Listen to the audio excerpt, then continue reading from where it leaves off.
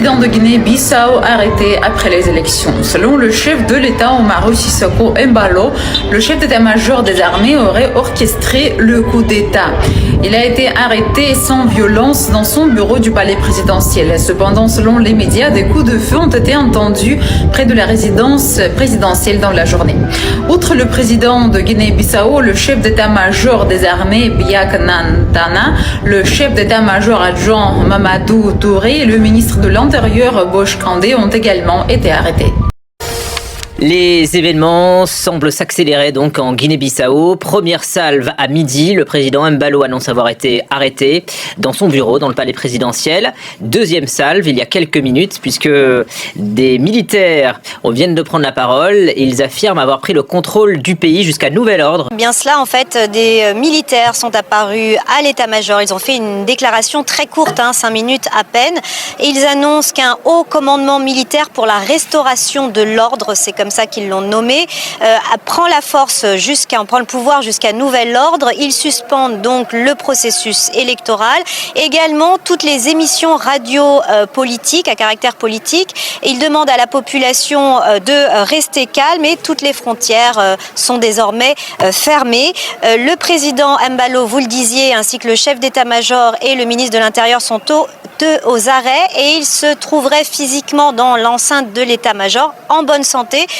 C'est ce qu'a précisé d'ailleurs le président Embalo qui a pu parler avec plusieurs médias. Alors pourquoi ce coup de force de l'armée? Ils n'ont pas invoqué de raison lors de cette courte déclaration. En tout cas, Bissau, la capitale, est de nouveau calme, plus de tirs entendus ces dernières heures. Cela se passait plutôt en début d'après-midi quand il y a eu les premiers coups de feu. Il y a des soldats qui patrouillent surtout en centre-ville et des hommes postés à tous les axes stratégiques du centre-ville, c'est-à-dire aux abords de l'état-major. Et le quartier de la Commission nationale électorale est également bouclé à l'heure où je vous parle.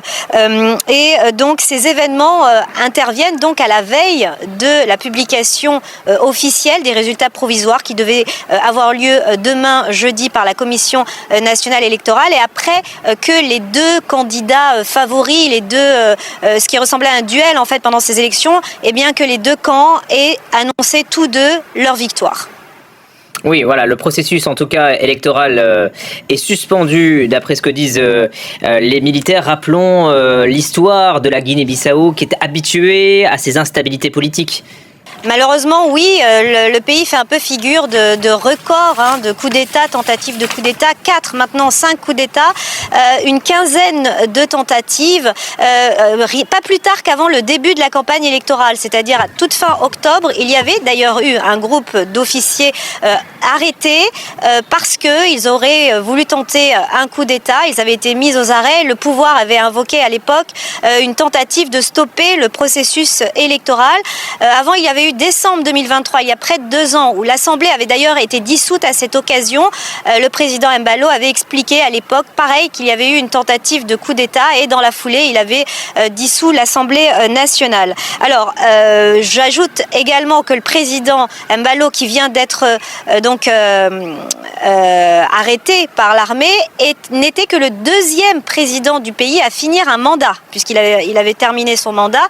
Avant lui, il y avait eu José Mario Vaz, puisque tous les autres présidents ont été interrompus soit par un coup d'État, soit comme en 2009 par un assassinat politique. C'était Nino Vieira donc, qui avait été assassiné. Et il y a également une valse de gouvernement. Il y a vraiment une instabilité chronique. Alors tout cela désole les Guinéens, les Bissau-Guinéens, vous pouvez l'imaginer. C'est ce que nous disaient d'ailleurs les gens pendant la campagne électorale. Tout ce qu'ils espéraient finalement, c'était que le processus se déroule bien parce qu'ils sont fatigués de cette instabilité politique qui a des conséquences très lourdes, d'abord économiquement, puisque le pays reste très pauvre. 50% de la population vit avec moins de $3 par jour. Et ce que les gens veulent, c'est de la paix pour pouvoir envisager un développement.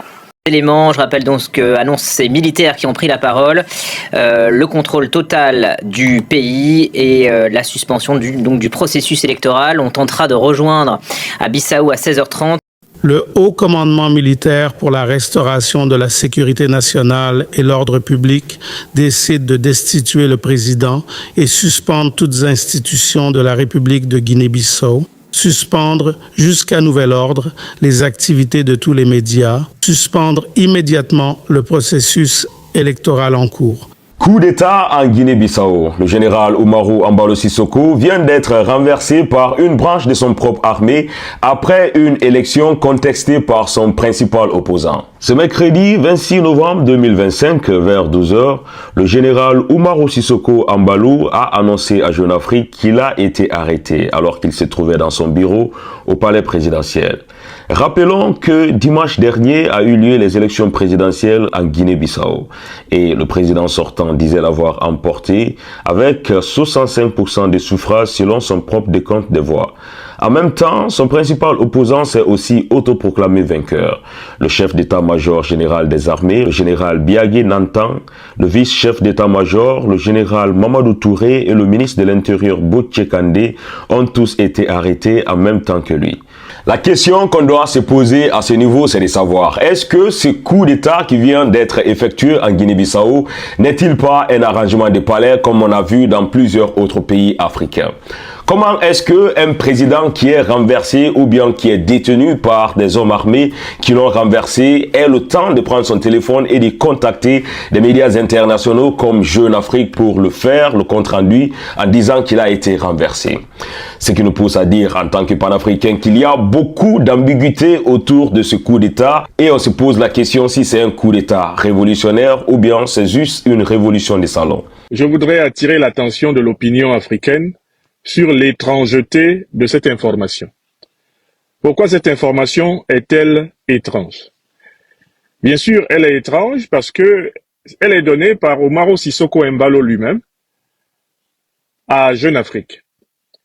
Comment peut-on imaginer qu'un dirigeant politique qui se dit renversé et donc dont le corps est sous le contrôle des forces assaillantes, comment peut-on imaginer qu'il lui soit laissé le loisir de communiquer avec la presse internationale pour l'informer de son arrestation par l'armée, lui, le chef d'état-major de l'armée de Guinée-Bissau et le ministre de l'Intérieur, ministre de la Défense, etc.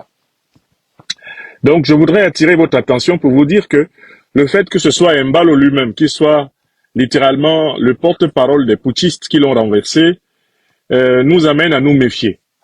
L'hypothèse la plus probable, c'est que, battu donc aux élections par le candidat de l'opposition, Umaru Sissoko Embalo ait décidé de lui tirer littéralement le tapis sous les pieds en faisant semblant de céder le pouvoir à des militaires qui sont toujours à ses ordres et dont le seul objectif est de créer un état d'exception empêchant le candidat de l'opposition d'exercer le pouvoir.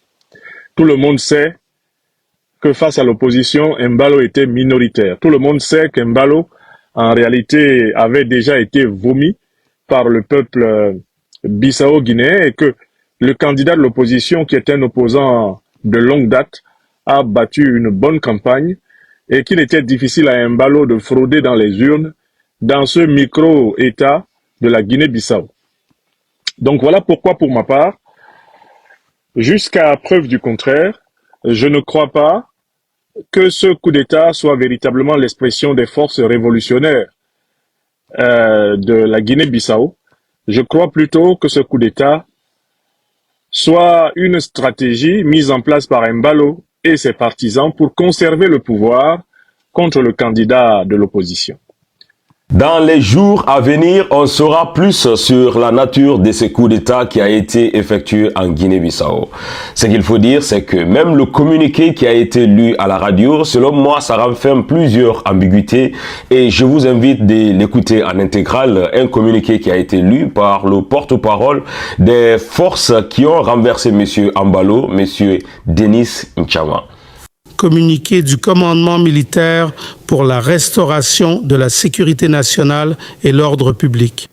Instauré par la haute direction des différentes branches des forces armées, le haut commandement militaire pour la restauration de la sécurité nationale et l'ordre public vient d'assumer tous les pouvoirs de l'État de la République de Guinée-Bissau. Profondément engagé envers les valeurs de sécurité nationale, de paix civile, de défense territoriale et d'indépendance de la Guinée-Bissau, le haut commandement militaire réagit. Il réagit à la découverte d'un plan de déstabilisation de notre pays, pour lequel un dispositif opérationnel a été monté par certains politiciens nationaux avec la participation d'un baron de la drogue notoire, des acteurs nationaux et étrangers, ainsi qu'une tentative de manipulation des résultats électoraux. L'exécution de ce plan a été découverte par le service de l'information d'État, un dépôt d'armes de guerre, ainsi jusqu'à ce que la situation soit clarifiée et les conditions pour un retour à la normalité constitutionnelle rétablies. Le haut commandement militaire pour la restauration de la sécurité nationale et l'ordre public décide de destituer le président et suspendre toutes institutions de la République de Guinée-Bissau, suspendre jusqu'à nouvel ordre les activités de tous les médias, suspendre immédiatement le processus électoral en cours, fermer les frontières terrestres, maritimes et l'espace aérien national, établir un couvre-feu obligatoire de 19h à 6h jusqu'à ordre contraire, jusqu'à ce que soient réunies les conditions nécessaires pour restaurer la normalité constitutionnelle de l'État guinéen. Le haut commandement militaire pour la restauration de la sécurité nationale et l'ordre public exercera le pouvoir d'État dès maintenant. Le haut commandement militaire pour la restauration de la sécurité de l'État et l'ordre public appelle au calme, à la collaboration des Guinéens face à cette grave situation d'urgence nationale. Bissau, 26 novembre 2025. Haut commandement militaire pour la restauration de l'ordre national. Ce coup d'État nous intéresse puisqu'il est effectué en Afrique de l'Ouest. Dans les jours à venir, on va revenir sur la nature de ce coup d'État et ce qui est arrivé lors de cet événement. Mais néanmoins, je vous invite de laisser en commentaire tout ce que vous pensez concernant ce qui se passe actuellement en Guinée-Bissau. Est-ce que c'est réellement un coup d'État révolutionnaire ou bien est-ce que c'est une révolution des salons, quelque chose qui a été préparé et orchestré par le clan Monsieur Embalo afin de conserver le pouvoir après une élection qui a été tant contestée par son principal opposant. On se retrouve à très bientôt pour une nouvelle vidéo.